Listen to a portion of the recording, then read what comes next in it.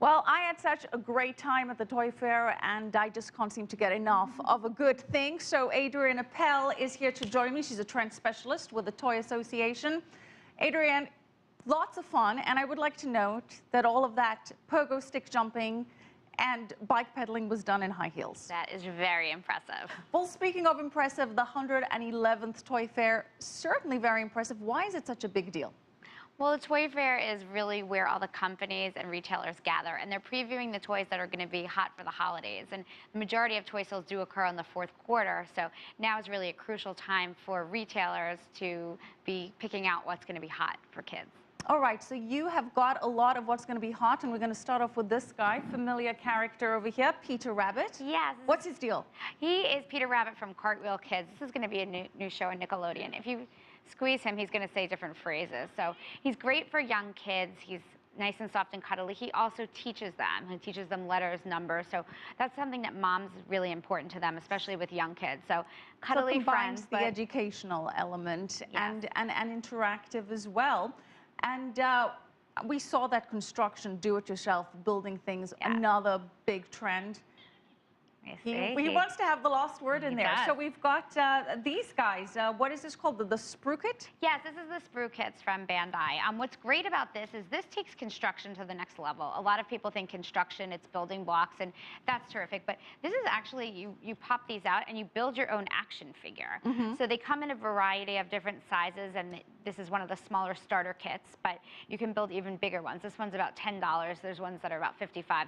So it's going to come with popular licenses, and it's for an older kid. And licensing is a really big growth driver for the toy industry. Yes, approximately 30% of all toy sales in the U.S. are driven by some type of licensed product, so it's a big deal. So when the Hollywood films make these movies and the TV shows, they're factoring in the toys that are going to complement the characters? Yes, they're definitely doing that, and we're also seeing a trend where some toy companies are actually partnering with entertainment companies and creating their own IPs. So something to watch for. Very interesting, very cool trend. Now, what I find interesting is that for the most part, toys are supposed to make us feel safe and protected from the monsters lurking under our beds.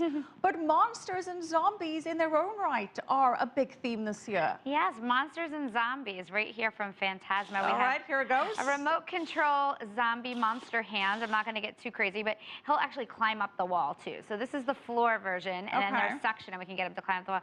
So just a fun toy for kids. I mean, who doesn't want to scare their little sister with a little hand crawling into the room? I'm a big fan of prank toys. You love them with my nieces and nephews.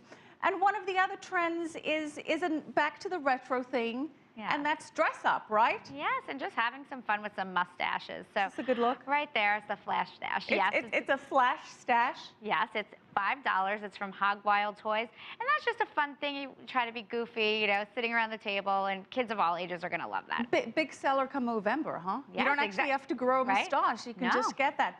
Now, Adrienne, what about digital games and digital apps? Is there much synergy between the hardware and electronic games when designing them? Yes, there is.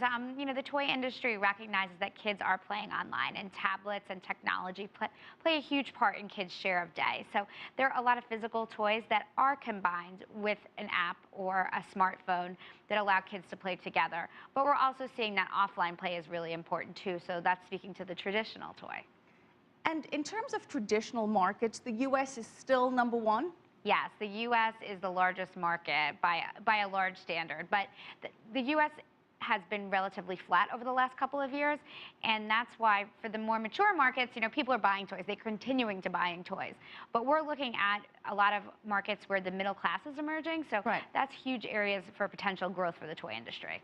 And are there toys very quickly that are just culturally translatable across geographic regions? Yes, there are. I mean, there's nothing more magical than a building block or a stuffed animal when you see a smile on a child's face. You know, technology may change and kids may change, but, you know, play patterns do remain somewhat the same.